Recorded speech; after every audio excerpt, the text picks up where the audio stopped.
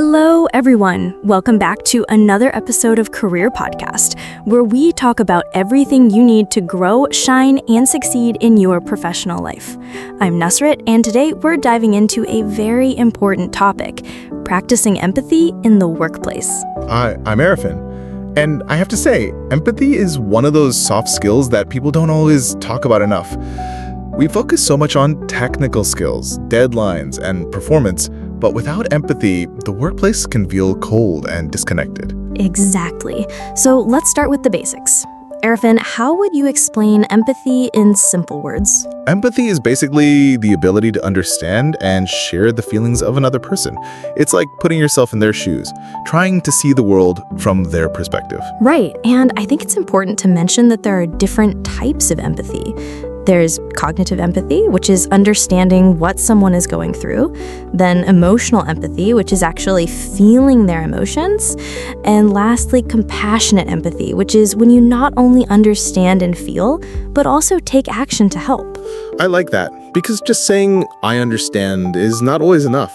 Sometimes you have to show it with small actions. Now, let's talk about the workplace side of things. Why is empathy so important at work?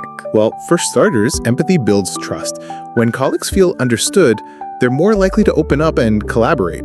It also reduces conflicts because when you understand where the other person is coming from, you don't jump to conclusions. Exactly. It also boosts morale. Imagine working in a team where people genuinely care about each other. You feel motivated, safe, and valued. And I'd add, empathetic leaders are the best leaders. They inspire loyalty and better performance. I couldn't agree more. Honestly, without empathy, teamwork suffers, and a company can't grow if the people inside don't feel supported. All right, let's get practical. Suppose a colleague is going through a hard time, maybe stress, family illness, or personal challenges. How can we stand beside them with empathy? The first step is listening. Just listen actively without interrupting or rushing to give solutions. Sometimes people don't need advice, they just need to be heard. Yes, and it's so important to acknowledge their feelings. Instead of saying, don't worry, it's nothing, try saying something like, I can see this is really tough for you. Exactly. And then offer support without pressure. You can ask, is there anything I can do to help? If they say no, that's okay. Just letting them know you're there makes a huge difference. And let's not forget about respecting privacy. If someone shares something personal, keep it between you two. Don't spread it around. Right. And sometimes even just small acts of kindness can help, like covering a small task for them, offering a coffee, or sending a thoughtful message. I like that. But we should also avoid toxic positivity.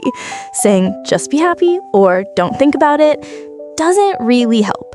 Instead, gently remind them of their strengths. Maybe we should give our listeners a quick example of how this might sound in real life. Okay, good idea.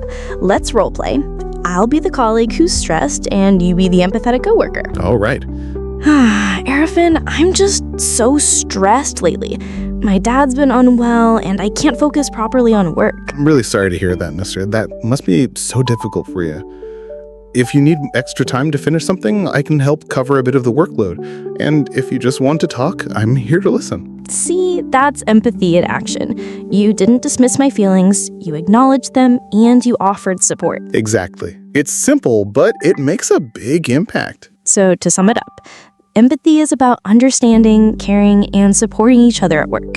It builds trust, reduces conflict, and makes the workplace a healthier environment. And remember, empathy isn't just for big crises.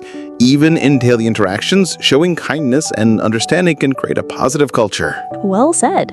And that's all for today's episode of Career Podcast. Thanks for tuning in. Thanks for tuning in. If you found this useful, don't forget to share this episode with your colleagues. And we'll see you in the next one. Take care and keep growing in your career.